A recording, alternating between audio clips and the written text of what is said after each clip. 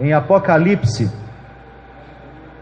capítulo de número 2, diz assim a palavra. Todos encontraram? Ao anjo da igreja em Éfeso escreve: estas coisas diz aquele que conserva na mão direita as 7 estrelas e que anda no meio dos 7 candeeiros de ouro. Conheço as tuas obras, tanto o teu labor como a tua perseverança, e que não pode suportar homens maus, e que puseste à prova os que a si mesmos se declaram apóstolos e não são, e os achastes mentirosos. E tens perseverança, e suportastes provas por causa do meu nome, e não te deixastes esmorecer. Verso 4. Tenho, porém, contra ti que abandonaste o teu primeiro amor. Lembra-te, pois, de onde caíste, arrependa-te e volta à prática das primeiras obras, senão venho a ti e removerei do teu lugar o teu candeeiro, caso não te arrependas. Tens contudo a teu favor que odeias as obras dos nicolaítas, as quais eu também odeio. Verso 7. Quem tem ouvidos, ouça o que o Espírito diz às igrejas.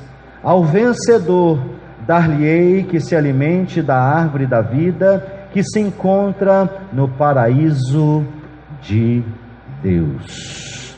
Feche seus olhos, curva a sua cabeça, ore comigo assim: Senhor Jesus, que nesta noite a tua palavra possa me direcionar a ser não somente o evangélico, mas um crente fiel nesta terra.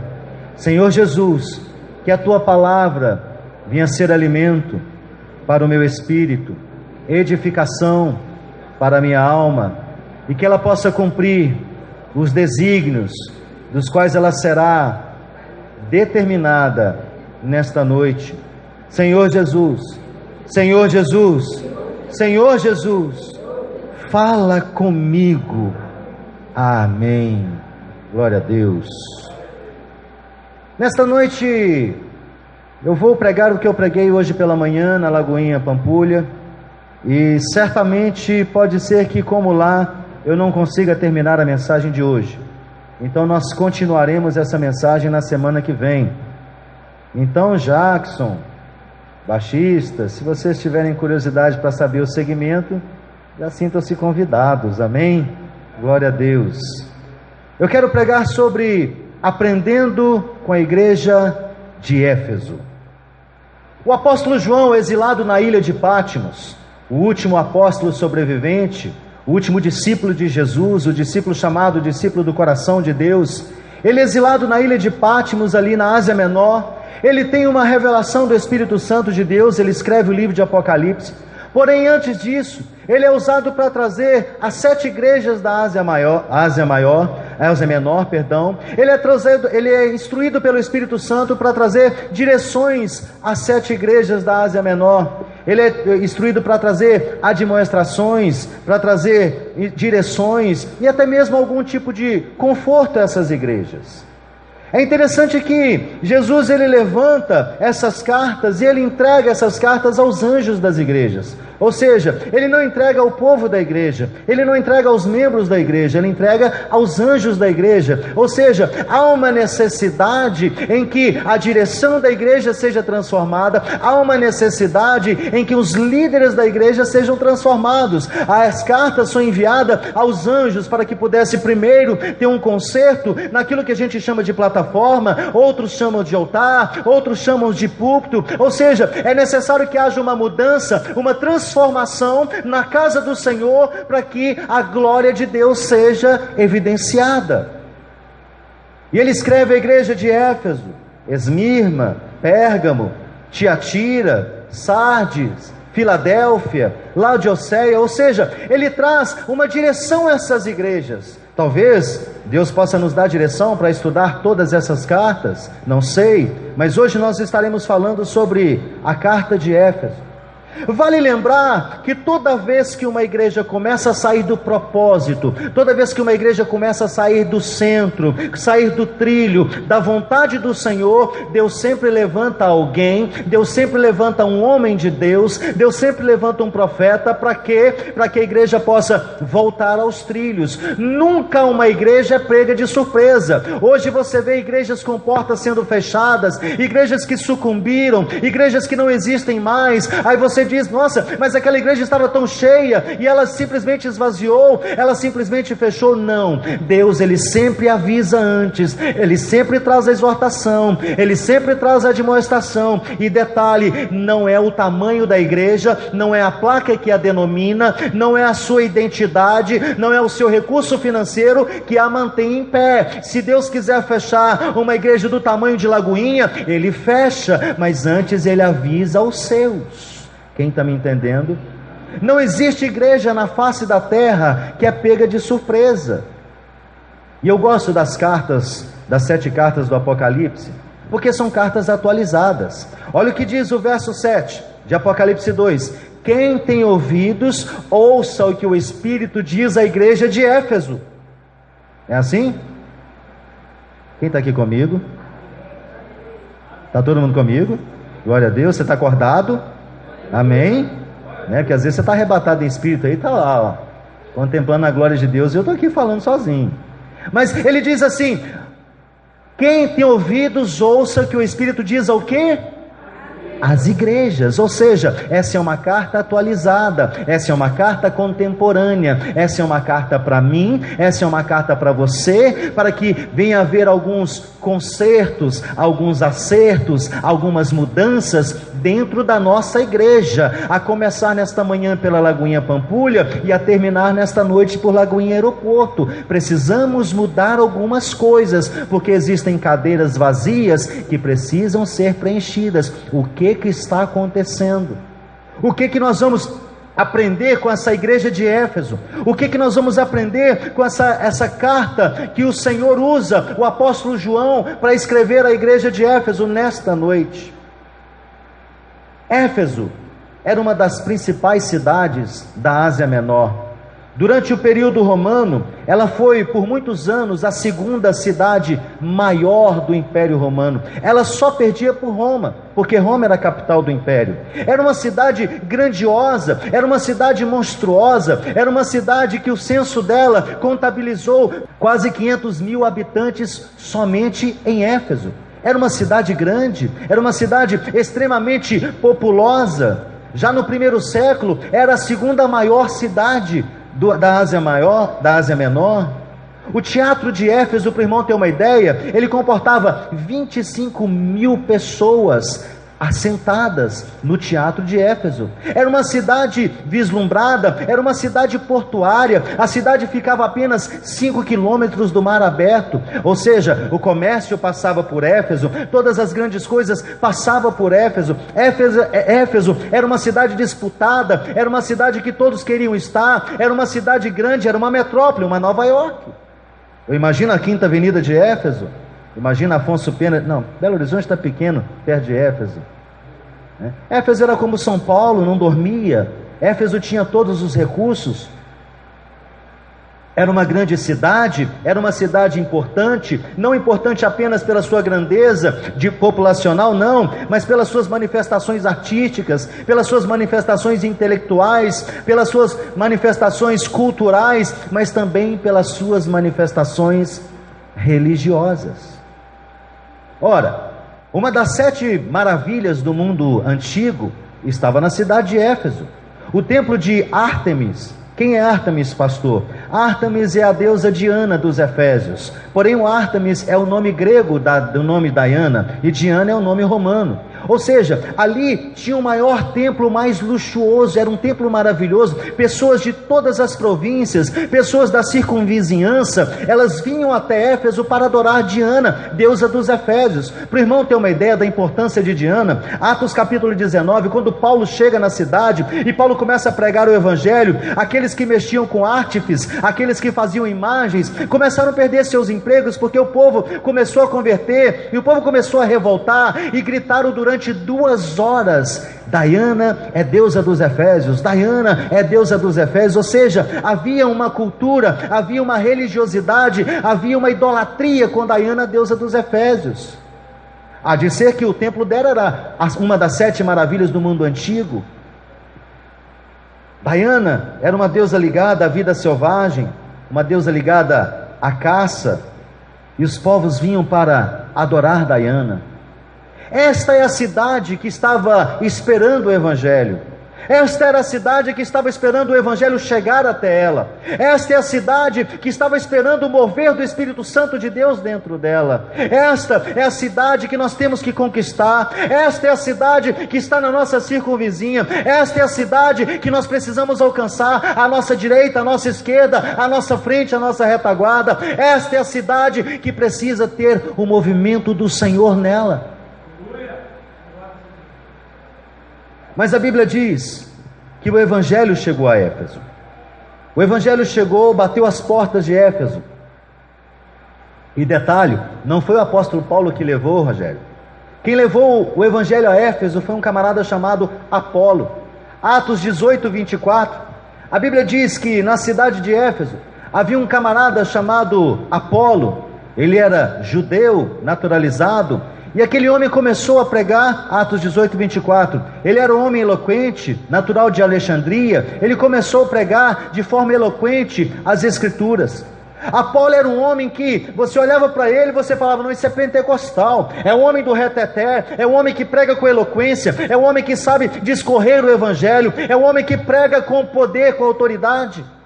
Era essa a visão que o povo tinha de quem? De Apolo, ao contrário de Paulo, porque Paulo era um pastor Márcio. Apolo era um Silas Malafaia, só para o irmão ter uma comparação do que eu estou dizendo.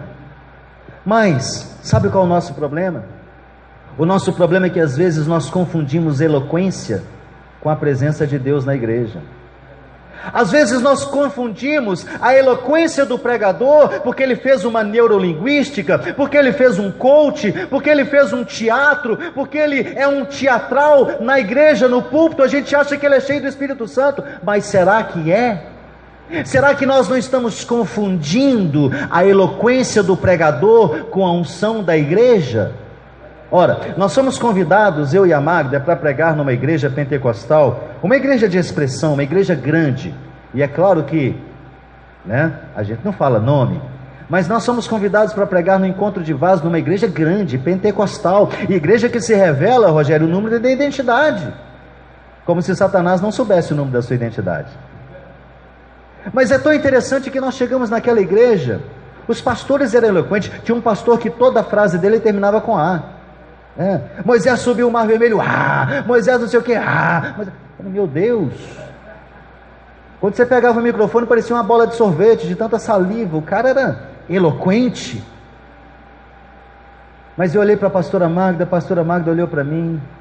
Aonde está o Espírito Santo de Deus? Aonde está a presença de Deus na igreja? Querido, entenda uma coisa: a eloquência não significa presença do Espírito Santo de Deus. Não se iluda. Às vezes o pastor é eloquente aqui no altar, mas ele é fogoso lá fora. Às vezes você vê pastor e você olha assim: meu Deus, aquele pastor caiu, mas tão eloquente. Um pastor que parecia, ei. Aliás, ore pelos seus pastores, tá? Porque o seu pastor, ele é alvo constante das investidas do inferno. Porque isso é teologia do Novo Testamento. Se você ferir o pastor, as ovelhas serão, você sabe, as ovelhas serão dispersas. A Bíblia diz que chegou então à cidade de Éfeso um judeu chamado Apolo, natural de Alexandria, homem eloquente e poderoso nas Escrituras. Mas veja o versículo 25, a Bíblia diz no 25 que ele era instruído no caminho do Senhor, e sendo fervoroso de espírito, falava e ensinava com precisão as coisas concernentes a Jesus, conhecendo entretanto somente o quê?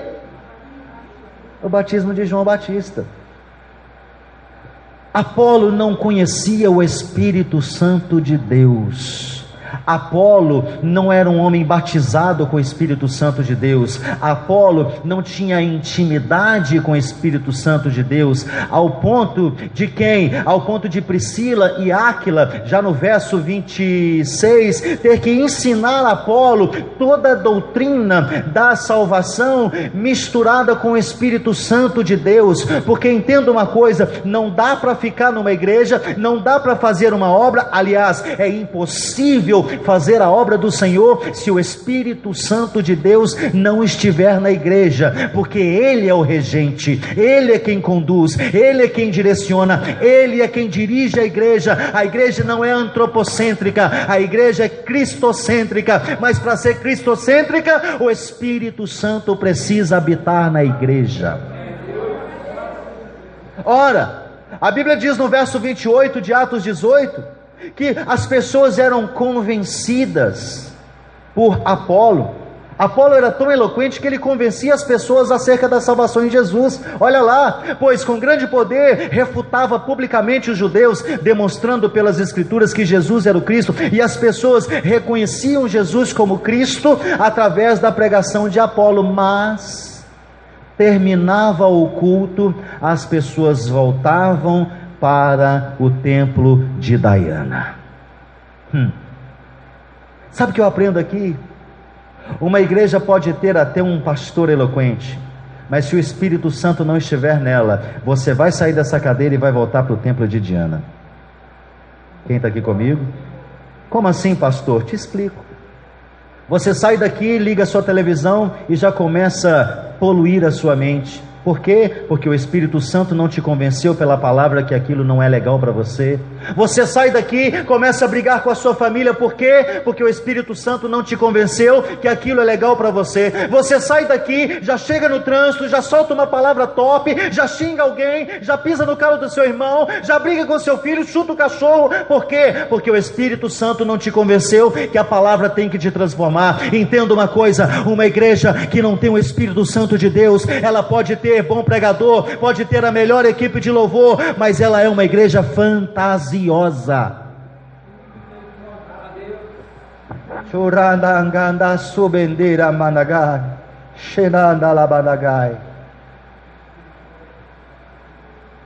Parece que isso está acontecendo com as nossas igrejas hoje, Rogério. Os pastores são teólogos que você senta, você faz até assim, ó. Meu Deus, que conhecimento teológico. Eu queria ser igual a ele. Mas você vê, a junta está enferrujada porque não tem óleo para lubrificar. Querido, a palavra, ela gera fé.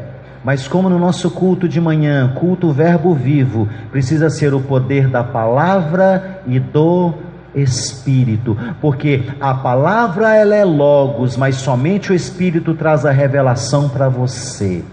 Sem o Espírito, você não tem revelação da palavra de Deus. Quem está aqui comigo?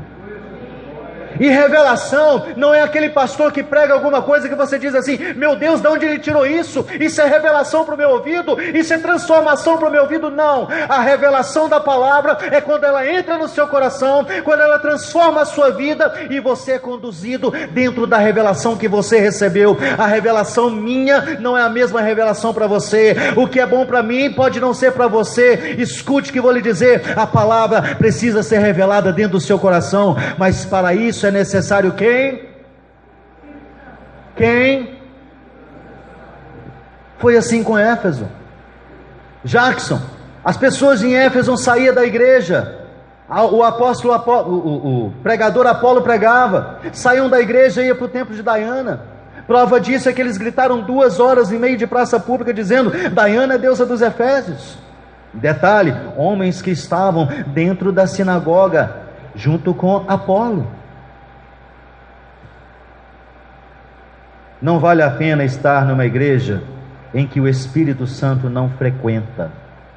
Não vale a pena ouvir neurolinguística, palavras de sabedoria, aliás, de inteligência, porque a sabedoria vem do Espírito. Não vale a pena estar numa igreja cursando uma teologia pesada e fria, se o Espírito Santo não fizer o que ele fez aqui antes da mensagem. é necessário quebrar paradigmas, cadeias no mundo espiritual. Quem está aqui comigo? O Espírito Santo é uma promessa de Jesus para a igreja. Ele diz assim, João capítulo 14, versículo 16, ele diz assim, 16 até o 18, eu rogarei ao Pai, e Ele vos dará outro Consolador, para que fique convosco para sempre. Verso 17, o Espírito da verdade, que o mundo não pode receber, porque não o vê e nem o conhece, mas vós o conheceis, porque Ele habita convosco, e habita dentro de vós.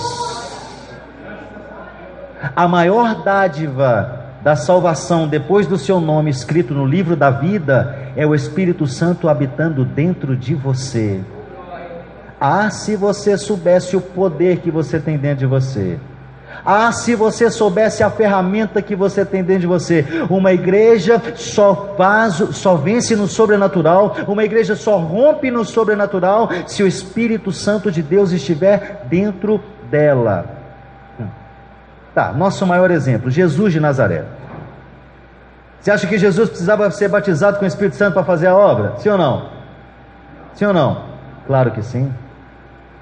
A minha Bíblia diz que Jesus precisou ser batizado com o Espírito Santo para ele realizar obras. O nosso maior exemplo não operou nessa terra sem o Espírito Santo de Deus. A Bíblia diz em Mateus 3, a partir do versículo 13, quando Jesus ele foi ser batizado por João Batista à margem do Rio Jordão. Escute o que eu vou lhe dizer, ainda vou pregar sobre isso. Quando Jesus chegou para ser batizado, escute isso, os céus se abriram, desceu como forma corpórea a pomba do Espírito Santo e pousou sobre ele. A partir daí é que ele começou o ministério dele, a partir daí é que ele começou a fazer a obra dele, porque o próprio Jesus, ele não poderia fazer a obra dele sem o Espírito Santo de Deus. Pastor, então vamos lá, Atos capítulo 10, versículo 38, olha o que diz a palavra, como Deus ungiu a Jesus de Nazaré. Quem que Deus ungiu? Quem que ele ungiu? Não entendi. Porque Deus ungiu a Jesus de Nazaré com quem? A Jesus sendo batizado com o Espírito Santo. Imagine Jesus sendo batizado com o Espírito Santo. Eita maravilha! Porque Deus ungiu a Jesus de Nazaré com o Espírito Santo e com o quê? E com o quê? Uma igreja sem o Espírito Santo não tem poder, ela não consegue romper, porque Deus ungiu a Jesus de Nazaré com o Espírito Santo e com o poder, o qual andou por toda parte, fazendo bem e curando a todos os oprimidos do diabo, porque Deus era com ele. Isso tradução para o português, mas o original é, porque Deus estava nele, através do Espírito Santo. Diga comigo, Deus está em mim, através do Espírito Santo.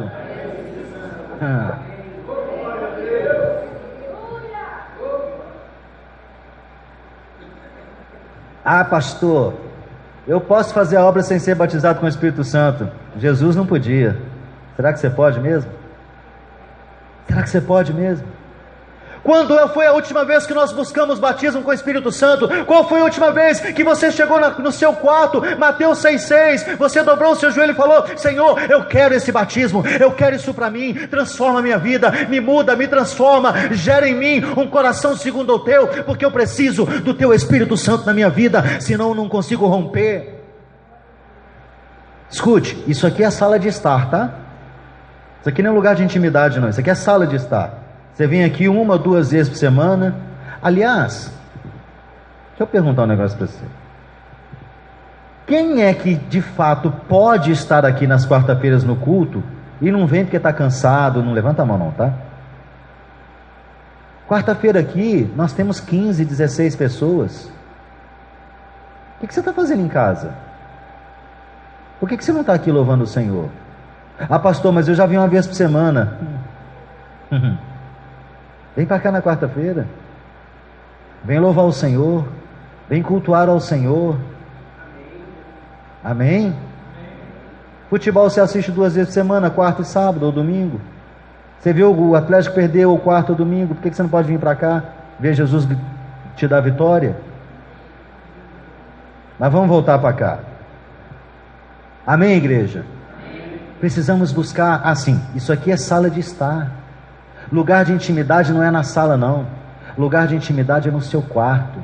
Você precisa ter o seu quarto de oração. Você precisa buscar a presença do Espírito Santo. Fala, Senhor, só sai daqui quando alguma coisa acontecer.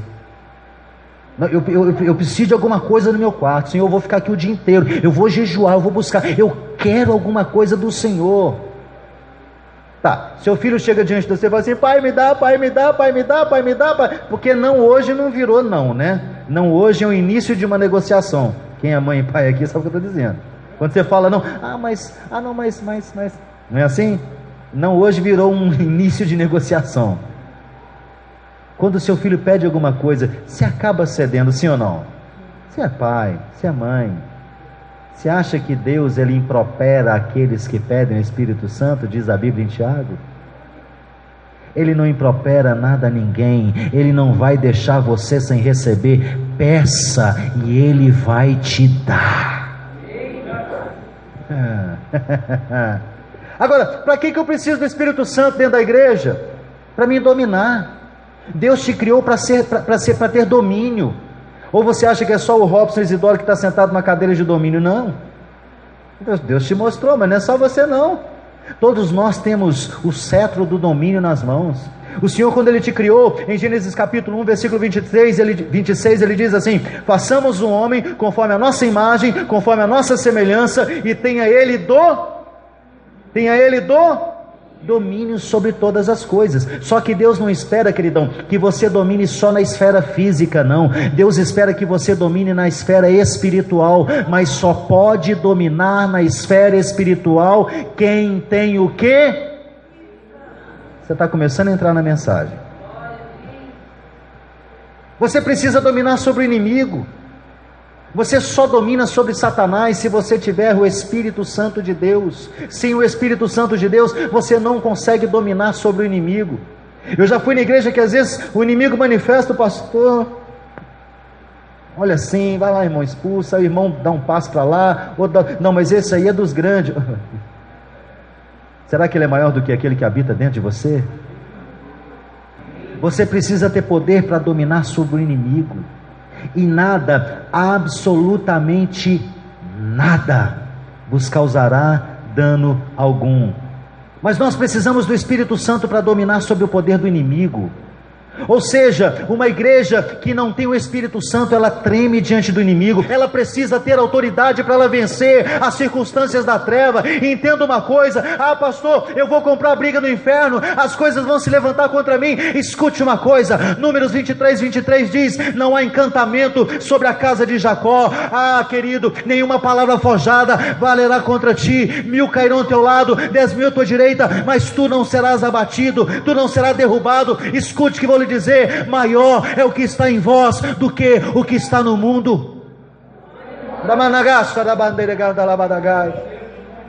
Agora, é necessário você consertar, é necessário você acertar, porque Satanás ele é dedo duro. Às vezes você vai colocar a mão lá: eu te expulso em nome de Jesus. Lembra de Atos 19? Alguém foi expulsar Satanás e falou assim: peraí, o Deus de Paulo eu conheço, mas quem que é você? Que autoridade que você tem para me expulsar? Nós precisamos do Espírito Santo na igreja para ter domínio sobre o pecado. Romanos 6,14 diz assim: porque o pecado não terá domínio sobre vós, pois não estáis debaixo da lei, e sim da graça.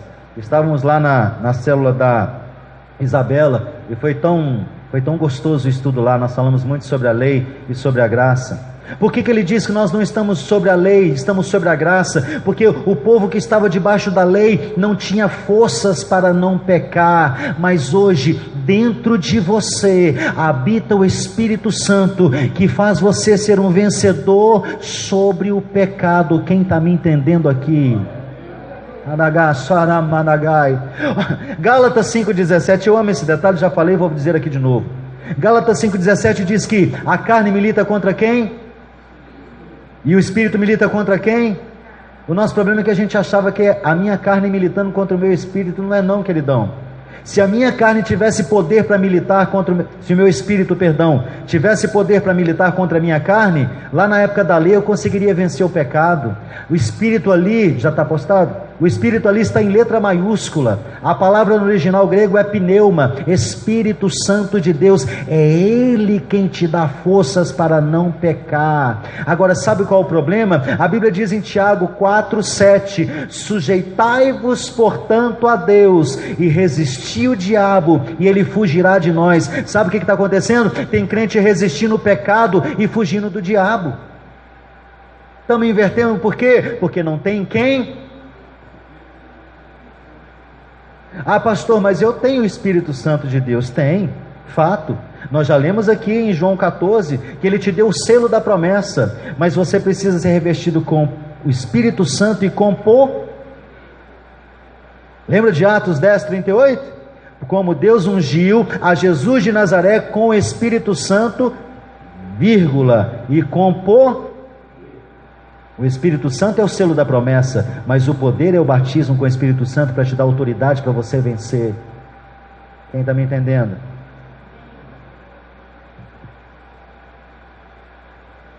Converte, relógio, em nome de Jesus.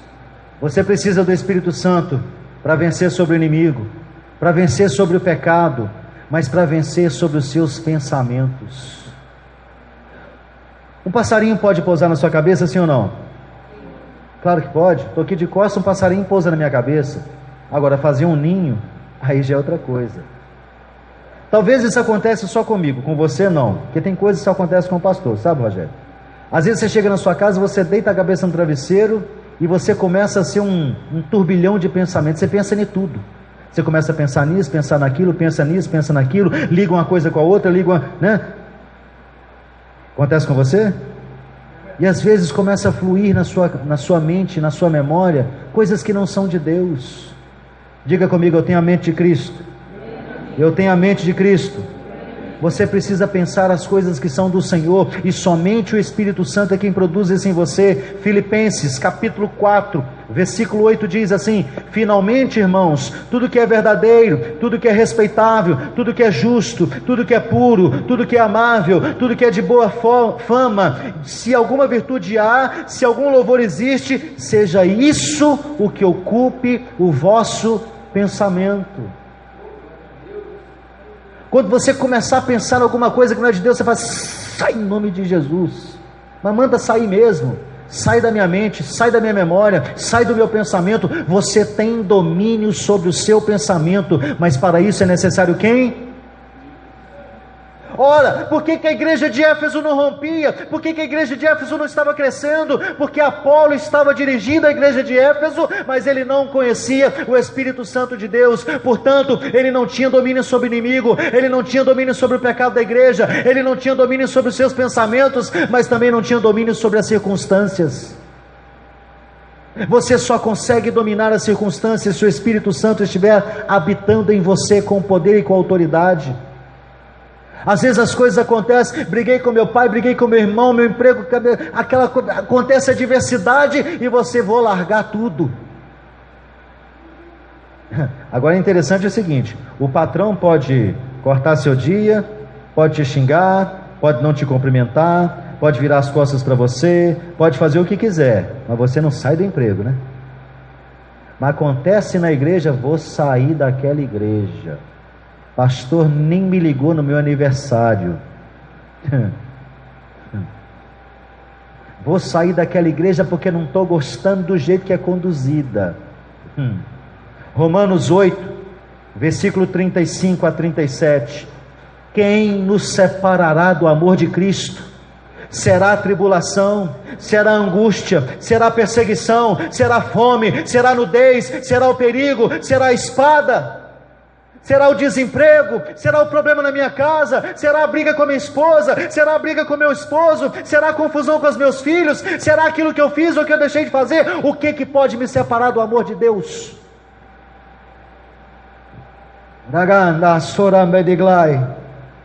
Como está escrito, verso 36 de Romanos 8: por amor de ti somos entregue à morte o dia todo. Fomos considerados como ovelha para o matadouro. Mas eu tenho uma boa notícia para você. O verso 37 diz: mas em todas estas coisas, em todos os problemas, em todas as adversidades, em todas as angústias, somos mais do que vencedores por meio daquele que nos amou. Você passa adversidade, passa. Você passa problema, passa. Mas até hoje você contabiliza as vitórias, porque o Espírito Santo é quem te conduz. Para não perder o costume, dá uma provocada de leve no seu vizinho, de leve. Diga para ele assim: dar glória a Deus aqui é de graça, tá? Eu estou dizendo para você que os problemas vão acontecer, que as dificuldades vão vir, que vão vir as adversidades, que você vai ter problema, vai, mas você vai contabilizar as vitórias, porque maior é aquele que está em vós do que o que está no mundo. Aleluia. Uma igreja precisa do Espírito Santo de Deus. A igreja de Éfeso não rompeu porque não tinha o Espírito Santo de Deus. Uma igreja precisa do Espírito Santo de Deus. Nós estamos na dispensação da graça. A dispensação da graça, ela não sobrevive se o Espírito Santo não estiver dentro da igreja.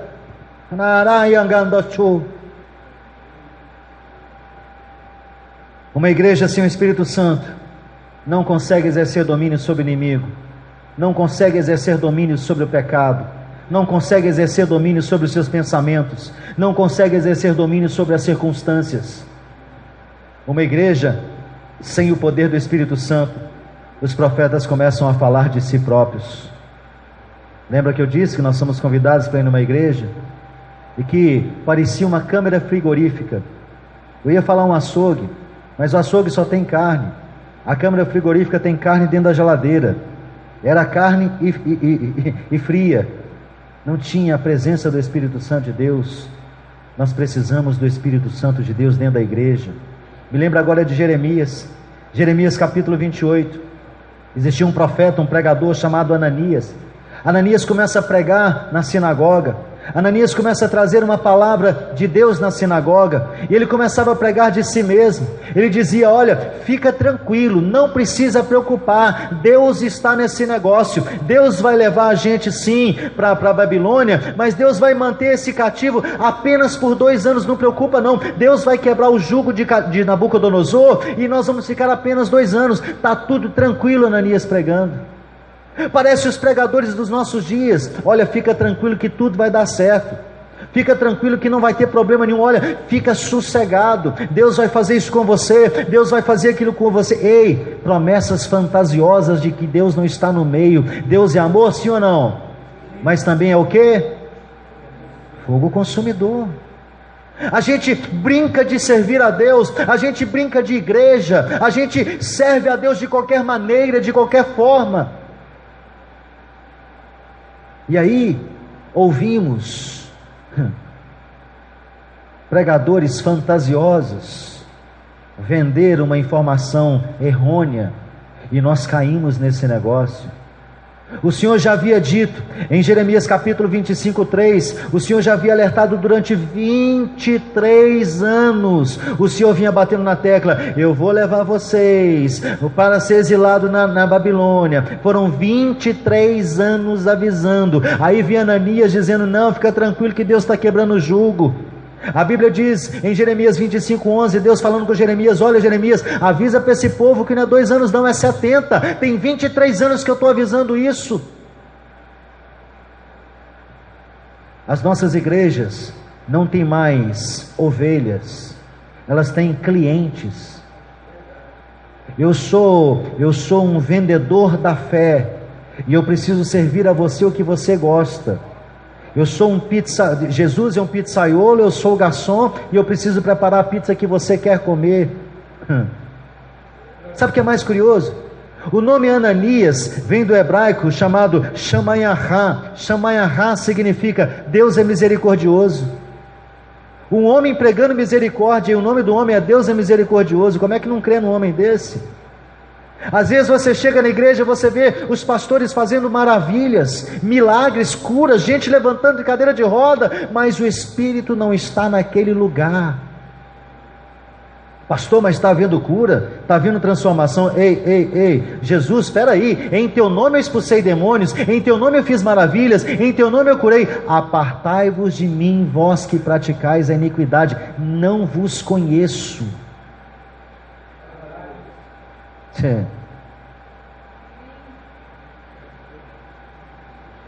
Amém? Mas a igreja de Éfeso não poderia ficar sem o Espírito Santo de Deus. O Espírito Santo de Deus chegou na igreja de Éfeso. Atos capítulo de número 19, versículo de 1 ao 7, diz a Bíblia que quando Apolo foi para Corinto, chegou o apóstolo Paulo na cidade de Éfeso. E o apóstolo Paulo, ele foi conversando com os irmãos, e ele achando alguns discípulos ali, versículo 2, ele perguntou para os discípulos: olha, vós recebestes o Espírito Santo quando crestes? Responderam ele: peraí, aqui na igreja de Éfeso nós nem sabemos quem que é o Espírito Santo, nem sabemos quem que é essa pessoa, por isso que a coisa não está funcionando aqui dentro. Quem que é o Espírito Santo? E ele começa a discorrer no versículo 3, mas peraí, o que vocês conhecem? Não, nós só conhecemos o batismo de João Batista. Mas diz a Bíblia no versículo 6, que Paulo impôs a mão sobre aqueles homens, e no momento que ele impôs a mão sobre aqueles homens, veio o Espírito Santo de Deus, e eles começaram a falar em línguas, eles começaram a profetizar. A igreja de Éfeso começou a mudar de um estágio, ela começou a sair do natural, e a igreja de Éfeso foi para o sobrenatural. A igreja de Éfeso recebeu o Espírito Santo de Deus, começou a haver uma transformação na igreja de Éfeso. Ela saiu da palavra fria e foi para a palavra quente, a palavra do Espírito Santo de Deus.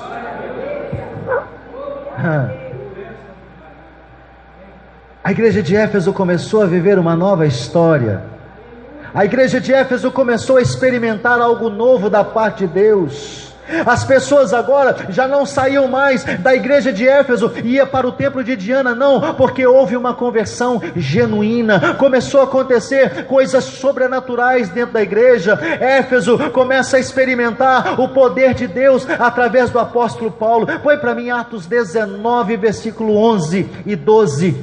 Versículo 11, olha o que começou a acontecer na igreja de Éfeso. A Bíblia diz: e Deus pelas mãos de Paulo fazia milagres extraordinários. Faça assim com as suas mãos, as duas, faça assim: e Deus pelas minhas mãos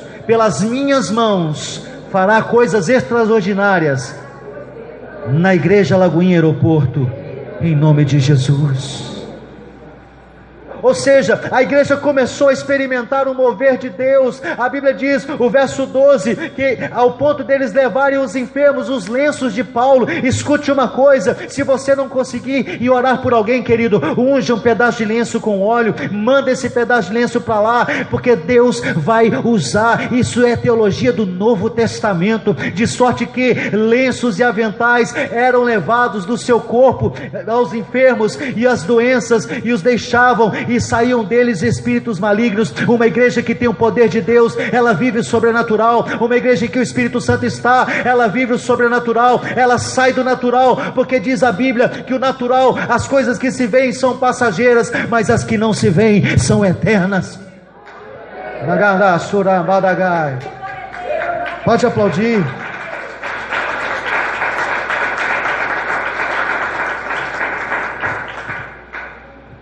Uma igreja que tem o Espírito Santo de Deus, ela tem autoridade. Esse negócio da gente arrumar estratégia, não, eu preciso arrumar uma estratégia para mim pregar o Evangelho, porque se eu não for com um jeitinho, a pessoa pode não gostar.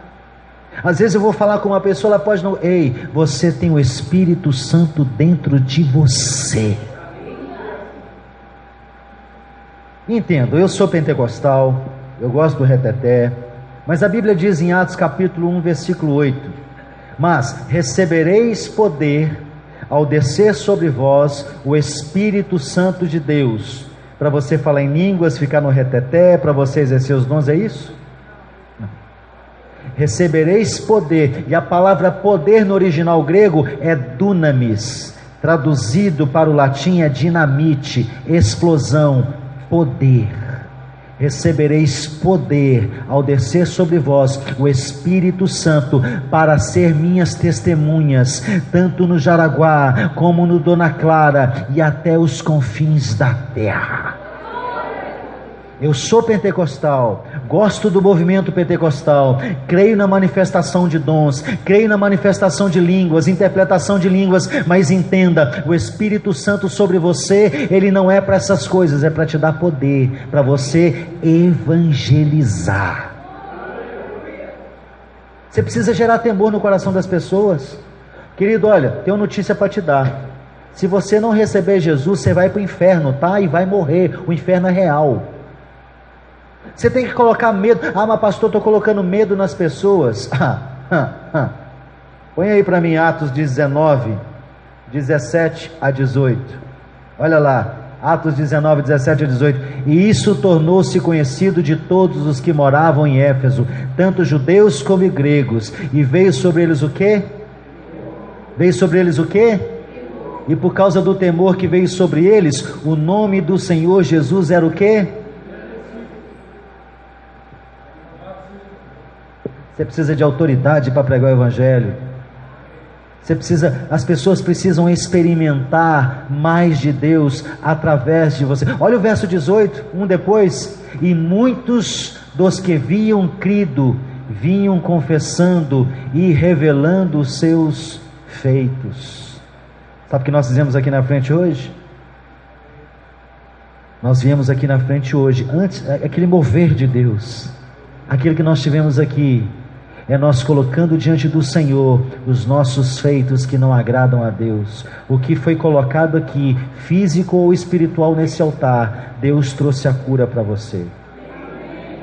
Aonde tem o Espírito Santo de Deus, há uma conversão genuína. Querido, entenda comigo, Éfeso era uma cidade macumbeira. Ali existia mágicos, existiam videntes, existiam toda estirpe de demônios promovendo cultos satanistas naquele lugar. As pessoas se rendiam aos pés de Diana, deusa dos Efésios. As pessoas usavam suas artes mágicas. E quando Apolo pregou em Éfeso, essas pessoas não largaram a prática das obras que faziam, porque ainda não tinha o Espírito Santo. Mas quando o Espírito Santo entrou na igreja através do apóstolo Paulo, Atos 19, 19, olha o que aconteceu. A Bíblia diz: muitos também dos que tinham praticado artes mágicas, os macumbeiros, os feiticeiros, ajuntaram os seus livros, Allan Kardec, etc, etc, e os queimaram na presença de todos, e calculando o valor deles, acharam que montava a 50.000 moedas de prata, ou 50.000 denários. Escute o que eu vou lhe dizer: quando há uma conversão genuína, você sai daqui, quer juntar tudo aquilo que não é de Deus, e fazer uma fogueira, e queimar. Por quê? Porque o Espírito Santo convenceu você do pecado, da justiça e do juízo. Mas para isso é necessário o Espírito Santo de Deus dentro da igreja. Pastor, nós precisamos fazer evento para atrair o povo. Pastor, nós precisamos fazer isso para atrair o povo. Pastor, nós precisamos de estratégia para atrair o povo. Não, nós precisamos do Espírito Santo de Deus. Eu gosto da palavra evento, porque vai com o vento, ó. Não precisamos de evento não, querido. O que atrai o pregador, o que atrai o pecador, não é show gospel. O que atrai o pecador não é jogo de luz e fumaça. O que atrai o pecador é a presença do Espírito Santo dentro da igreja. Mas isso precisa começar com nós aqui dentro. Você vai sair hoje, você vai ligar a sua televisão, você precisa saber o que você está assistindo. Lá em casa nós assistimos gols do Fantástico, nós vemos sempre a vitória do Cruzeiro ali, mas quando termina o Fantástico, a gente vai para as pegadinhas do Silvio Santos. Mas existem pegadinhas que, eu gosto de rir daqueles negócios, é engraçado, né? É bom às vezes você ver o irmão tropeçando, caindo, e você gosta daquele negócio ali. Mas escute uma coisa, existem pegadinhas que nós vemos e falamos assim: está na hora de mudar de canal. Tem pegadinhas que não dá para assistir. tanto pelo seu nível de estirpe, pelo seu nível de sensualidade ou pelo seu nível de maldade. Tem pregadinhas que você vê que tem maldade, não dá para assistir. O que você está vendo na sua televisão? O que você está vendo no mundo? Qual que é a sua conduta quando você sai daqui? Será que você está queimando de fato os seus livros de magia diante de todos? Ou você está sendo apenas vivendo de aparência? Esse negócio de descer do Monte Horebe, ou como diz o nosso Adriano, ele não está aí, eu até esqueci o nome que ele usou para Horebe da outra vez. Herobe. Você desce do Monte Herobe, como diz o Adriano, o rosto está brilhando pela presença do Senhor. Você pode botar até um véu naquele negócio, mas a glória vai se desvaindo, e aí você continua com o véu para enganar os outros. Não seja como o filho de Salomão, não seja como Roboão, porque tiraram os escudos de ouro do templo de Salomão, ele mandou colocar escudos de bronze, só para continuar escudo lá, mas o escudo da fé precisa ser de ouro, de bronze não serve. A igreja de Éfeso experimentou o sobrenatural de Deus. A igreja do Brasil traça um paralelo com a igreja de Éfeso. Eu não termino essa mensagem hoje. A igreja do Brasil, nós vivemos na década de 40, 50, 60, principalmente a década de 70, os piores anos do Brasil. Nós vivemos a ditadura, não tínhamos classe A e B, era classe A e D, não tinha meio termo. A inflação nossa, ela girava em torno dos 100% ao mês. O nosso dinheiro era carimbado, era cruzeiro, era real, era novo real, novo cruzeiro, era o RV. Nós não tínhamos prazer. Os nossos filhos não conheciam o iogurte. Carne era dia de festa, uma vez ao ano. Nós não tínhamos nada, nós não tínhamos infraestrutura. A pior educação era do Brasil.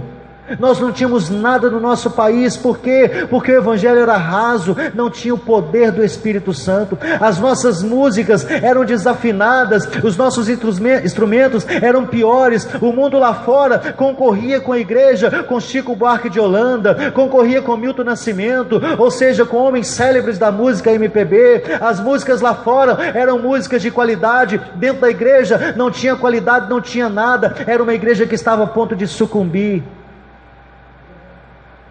Mas o Espírito Santo de Deus visitou o Brasil, assim como foi com a cidade de Éfeso. Éfeso, nós vivemos sim um tempo de Apolo aqui no Brasil, mas também vivemos um tempo do apóstolo Paulo aqui no Brasil. O final da década de 80, princípio da década de 90, houve um pulo do evangelho no nosso país, houve um apogeu do evangelho no nosso país. Esses dias eu estava vendo um vídeo do diácono de bigode, moreninho, Wagner, o diácono Wagner lá no reteté no altar, a igreja toda, um diácono pegou o microfone no meio da pregação. Depois eu mando esse vídeo para você. Foi um mover de Deus na igreja Batista de Lagoinha. As pessoas ganhavam dentes de ouro. Eu conheço, nós fomos pregar lá na igreja dele, eu, pastora Magda, a equipe de louvor, nós fomos lá na igreja, a igreja Batista lá em Lagoa Santa. Pastor Josias, ele tem um dente de ouro na boca, ele abre com o maior prazer. Aqui, ó, ganhei lá na igreja Batista de Lagoinha, enquanto o pastor pregava. Havia milagres, havia dons de maravilhas. O Espírito Santo chegou no Brasil. Os nossos hinos, as nossas músicas começaram a inverter o papel. Os nossos hinos são melhores do que o mundo. Hoje o mundo dá tiro, o povo cai. Hoje a gente tem canção afinada. Nós louvamos com qualidade. O tiro cai, o tal do que tiro foi esse, né? Queridos, o nosso país começou a crescer, o evangelho começou a crescer, houve maravilhas, houve grandes coisas. Belo Horizonte teve suas ruas alargadas, a cidade começou a romper, a vida financeira, a economia do país cresceu, já começou a ter as classes A, B e C. Todos nós Conseguimos comprar o nosso carro. Todo mundo hoje, quase todo mundo tem um carro. Hoje está fácil você financiar um carro. Nós tivemos acesso ao iogurte, tivemos acesso ao leite com Toddy, glória a Deus. Tivemos acesso à picanha com 3 dedos de gordura, maravilha. Ou seja, o país começou a crescer. Por quê? Porque o Evangelho chegou no Brasil com o poder do Espírito Santo de Deus. Vivemos isso. Quem lembra disso? Lagoinha parecia uma igreja pentecostal. Os hinos, meu Deus, vivemos algo sobrenatural na nossa nação, vivemos algo sobrenatural no nosso país. As igrejas, eu não sei se você lembra disso, você não poderia ligar a sua televisão pelas madrugadas, porque a Bandeirantes, a Rede Manchete da época, só transmitiam programas pornográficos. Hoje, nós ligamos a nossa televisão pela madrugada, só tem programas evangélicos. Belo Horizonte era conhecida como a cidade boêmia, em cada esquina tinha um bar. Hoje em cada esquina tem uma igreja, glória a Deus por isso. Vivemos esse pool. Mas a pergunta é: o que aconteceu com o Brasil? Por que essa década de 90 já não é evidente mais aqui? Por que assim como Éfeso, me parece que nós estamos correndo o risco de sermos destinatário da carta de Éfeso?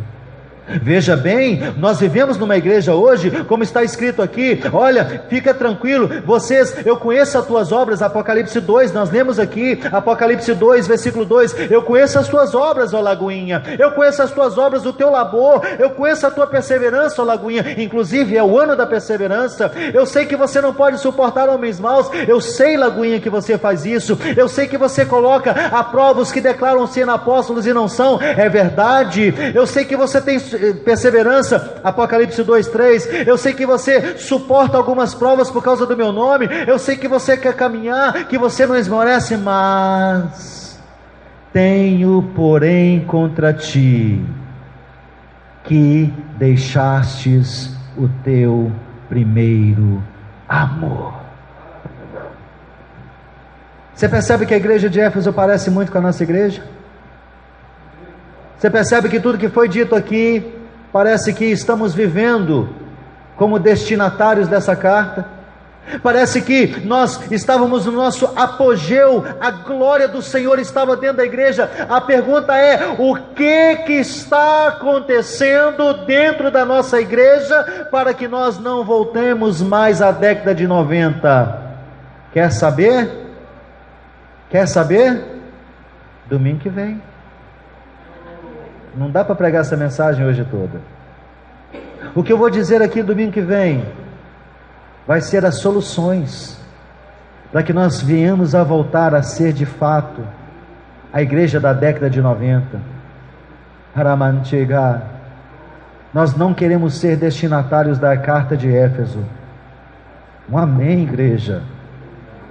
Nós não queremos ser destinatários da carta de Éfeso, pelo menos do versículo 4.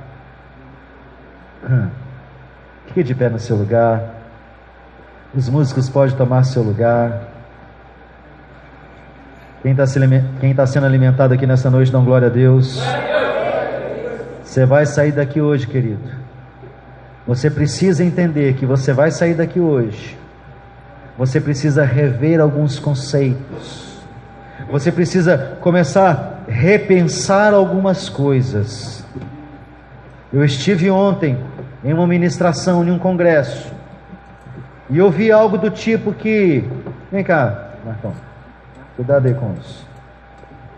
Eu vi algo do tipo que, ensinando a abraçar, não, você tem que abraçar desse jeito. E ele falou assim: você tem que contar de 1 até 7, não importa se é irmã ou sua irmã. Deixa eu pegar você abraçando minha esposa assim para você ver. Deixa eu te ensinar como é que você cumprimenta uma irmã. Vem me abraçar como irmã. Deus abençoe sua vida, minha irmã, em nome de Jesus.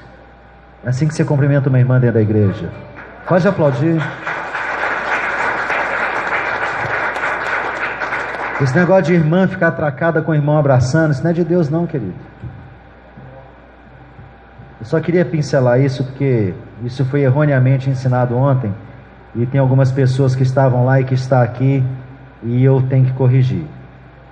Eu preciso corrigir, como seu pastor, eu tenho que corrigir algumas coisas. Queridos, eu não sou extremista, mas uma coisa eu tenho percebido. A gente prega em outros lugares, né, amor? A gente vai em igrejinhas pequenininhas, a gente vai em igrejas pentecostais. Certa feita nós fomos numa igreja pentecostal, igreja do fogo. A irmã que estava ministrando o louvor estava com uma saia aqui. Lembra disso, amor? A saia dela estava aqui, uns 8 dedos acima do joelho. Só que não parou por aí não. Tinha uma racha, né, amor? Tinha uma rachinha aqui ainda. E orando, ministrando no poder do fogo do Espírito Santo. Aí eu olho para Apolo e entendo: eloquência não significa a presença de Deus. Afinação, boas músicas, não representa a presença de Deus. O mundo faz isso. Quanto mais a igreja preserva os seus bons costumes, nós vamos falar muito sobre isso semana que vem, mais fervorosa ela é. Quanto mais a igreja preserva seus bons costumes, mais fervorosa ela é. Onde existe maior conservadorismo, existe maior fidelidade às atividades da igreja. Vou provar isso teologicamente? Claro que não, nem pretendo, não vou conseguir. Mas uma coisa eu observei, que as igrejas que evitam quebrar as porteiras para o mundo entrar, Jesus salva mais. Jesus salva mais. O povo prospera mais.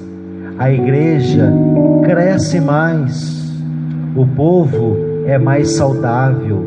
O poder do Espírito Santo opera com mais fluidez.